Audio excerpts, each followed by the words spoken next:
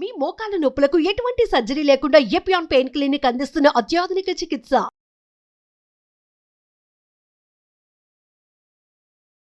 Sir నమస్తే sir. నమస్తే అమ్మ. సర్వైకల్ క్యాన్సర్, గర్భాశయ క్యాన్సర్ ఎక్కువగా వినిపిస్తూ ఉన్నాయి. సో రాకుండా ఏ విధంగా జాగ్రత్త పడాలి? అసలు ఎందుకు ఈ సమస్య ఎక్కువగా వినిపిస్తుంది సార్? చాలా మందిలో లేడీస్ లో ఎందుకు అంటారు? ఒకప్పుడు అండి ఆడవాళ్ళలో కామన్ క్యాన్సర్ సర్వైకల్ క్యాన్సర్. ఇప్పుడు Okay. రొమ్ము క్యాన్సర్ దాన్ని క్రాస్ చేసింది అనమాట. ఇప్పుడు Oh. Second common cancer cervical cancer. సర్వైక్.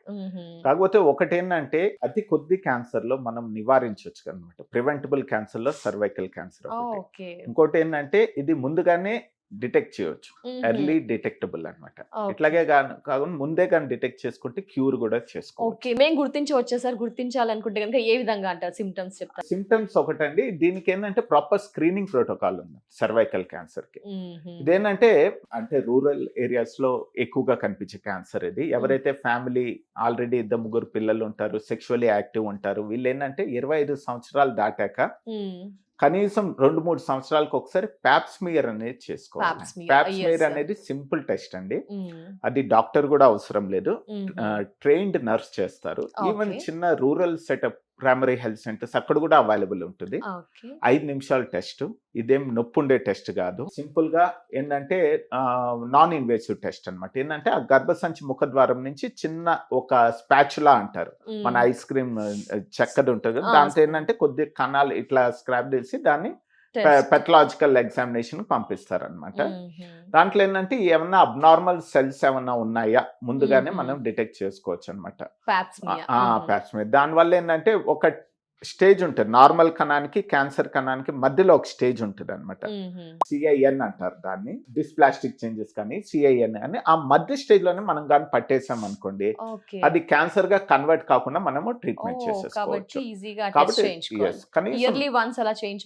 కనీసం 2-3 సంవత్సరాలకు ఒకసారి చేయండి. ఇయర్లీ వన్స్ అనేది ప్రాక్టికల్ గా పాసిబుల్ చేసుకుంటే బెస్ట్. కనీసం 2-3 సంవత్సరాలకు ఒకసారి ఎవరైతే సెక్షువల్లీ యాక్టివ్ ఉంటారో 25 ఇయర్స్ తర్వాత ఈ టెస్ట్ అనేది డెఫినెట్ చేసుకోవాలి. ఇంకోటి ఏంటంటే ఇది టోటలీ ప్రివెంటబుల్ అండి. ఇప్పుడు వ్యాక్సిన్ అనేది నో ఇది ఏంటంటే ఈ సర్వైకల్ క్యాన్సర్ ముఖ్య కారణం ఏంటంటే ఒక viral infection, human papilloma virus అంటారు, హెచ్పివి అంటారు. ఇది చాలా సెక్షువల్లీ ట్రాన్స్మిటెడ్ వైరస్ అన్నమాట. ఎవరైతే చిన్న పిల్లలు ఉంటారో 9 నుంచి 13 సంవత్సరాల బాలికలకి 2 డోసులు ఉంటాయండి. అంటే వాళ్ళు ఇంకా సెక్షువల్లీ యాక్టివ్ కాదు కాబట్టి రాకుండా అప్పటికి రాదు వాళ్ళకి. 2 డోసులు, ఒకటి 6 నెలల వ్యవధిలో 2 డోసులు తీసుకున్నట్లయితే అది ఈ హెచ్పివి ఇన్ఫెక్షన్ అనేది రాకుండా ఉంటుంది. ఒకవేళ ఆ వయసు దాటాక 15 సంవత్సరాలు దాటాక ఒకవేళ వీళ్ళే కాకుండా 25 సంవత్సరాలు మహిళలు ఉంటారు, చిన్న వయసు, ఆల్రెడీ మ్యారేజ్ అయినా 25 సంవత్సరాలు, వాళ్ళకైతే 3 డోసులు పడుతుంది. తర్వాత 3 డోసులు తీసుకోవాల్సి వస్తుంది. కనీసం అంటే ఆ చిన్న పిల్లల్లో ఉన్నంత ఎఫెక్ట్ కాకపోయినా కూడా ఎంతో కొంత ప్రొటెక్షన్ అనేది ఉంటుంది. ఎందుకు సార్ ఈ క్యాన్సర్స్ కూడా ఎక్కువగా వినిపిస్తూ ఉన్నాయి? ఏంటి రీజన్స్ అంటారు? ఎక్కువగా ఏంటంటే రూరల్ ఉమెన్ లో ఉంటుందండి. ఒకటి one of the main reason అంటే ఎక్కువ పిల్లలు చిన్న వయసులోనే పెళ్లి అయిపోయి చిన్న వయసులోనే సెక్షువల్ యాక్టివిటీలో పాల్గొనడం ఒకటి. మల్టిపుల్ ప్రెగ్నెన్సీస్, తక్కువ వ్యవధిలో ఎక్కువ ప్రెగ్నెన్సీస్ రావడము, మల్టిపుల్ సెక్షువల్ పార్ట్నర్స్ ఉండడం కూడా రిస్క్. ఇవే కాకుండా ఇమ్యూనిటీ తక్కువ ఉండడం అనమాట. కొన్ని హెచ్ఐవి ఇన్ఫెక్షన్ కావచ్చు, లేదంటే మాల్ న్యూట్రిషన్ వల్ల కూడా, అంటే ఎవరైతే న్యూట్రిషన్ ప్రాపర్ వాళ్ళలో కూడా ఇమ్యూనిటీ అనేది తక్కువ ఉంటుంది. అది కూడా ఒక రిస్క్ ఫ్యాక్టర్ అన్నమాట. సో మొత్తం ఇది సర్వైకల్ క్యాన్సర్ ఎక్కువ రూరల్ ఏరియాస్ లో ఎక్కువ చూస్తాం. ఆబ్వియస్గా వాళ్ళు చిన్న వయసులోనే పెళ్లి చేసేస్తారు కదండి, ఎర్లీ టీన్స్ లోనే చేసేస్తారు కొన్ని కమ్యూనిటీస్ లో వాళ్ళు. సో వాళ్ళకి రిస్క్ ఎక్కువ ఉంటుంది. సార్ మరి ఇంకా ట్రీట్మెంట్స్ లేటెస్ట్ గా ఏమొచ్చాయి సార్? ఈ సర్వైకల్ కి సంబంధించి అన్ని లేటెస్ట్ ట్రీట్మెంట్స్ అన్ని కూడా సాల్వ్ చేయగలుగుతున్నామా సార్? ఓ ఎస్ అండి. మామూలుగా 4 స్టేజెస్ ఉంటాయండి. ఒకవేళ ఫస్ట్ స్టేజ్ అనుకోండి, సర్జరీ చేసుకోవచ్చు అండి. గర్భసంచి ప్లస్ చుట్టూ ఉన్న సపోర్టింగ్ స్ట్రక్చర్స్ అన్ని తీసేస్తారు, రాడికల్ హిస్టెక్టమీ అంటారు. మామూలుగా లాప్రోస్కోపీ ద్వారా, రోబోటిక్ ద్వారా కూడా చేయొచ్చు. కానీ 2వ స్టేజ్ వచ్చేసరికి మటుకు సర్జరీ కాకుండా రేడియేషన్ తో నయం అయ్యేదానికి ఛాన్సెస్ బాగుంటాయండి.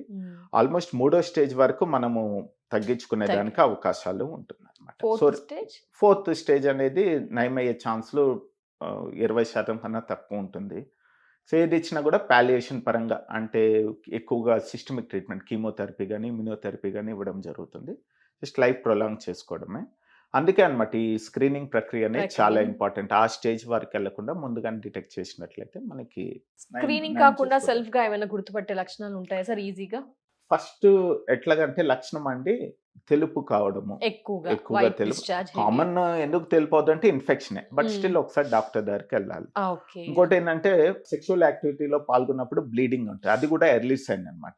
యాక్టివిటీ కాగానే బ్లీడింగ్, పోస్ట్ కాయిటల్ బ్లీడింగ్ అంటారు. ఓకే. సో ఇది కూడా కామన్ గా ఉంటే మటు ఇమ్మీడియట్ గా డాక్టర్ దగ్గరికి వెళ్ళి టెస్ట్ చేసుకోవాలండి. ఇట్లాగే ఎక్కువ బ్లీడింగ్ కావడము, ఇంకా స్టేజ్ ఎక్కువైనట్లయితే ఎక్కువ నడుము నొప్పి రావడము, ఒంటేల్లో ప్రాబ్లం రావడం, ఒంటేలు సరిగ్గా రాకపోవడం, ఒంటేల్లో రక్తం రావడము, ఓకే. బ్యాక్ పెయిన్ కూడా ఒక ఎక్కువ లేట్ స్టేజ్ లో అన్నమాట, థర్డ్ మ్మ్. స్టేజ్ లో అట్లాగా ఇవన్నీ సింటమ్స్. ఎర్లీ స్టేజ్ లో వచ్చి ఎక్కువ వైట్ డిశ్చార్జ్ కానీ సెక్షువల్ యాక్టివిటీ ద్వారా బ్లీడింగ్ రావడం కానీ ఇవన్నీ ఉంటాయి. Definitely sir. Thank you so much sir. Cervical cancer ఎక్కువగా వినిపిస్తుంది, దానికి సంబంధించిన పూర్తి వివరణ మాకు మా వ్యూయర్స్ కి అందించిన thank you so much sir. నమస్తే. Thank you. నమస్తే.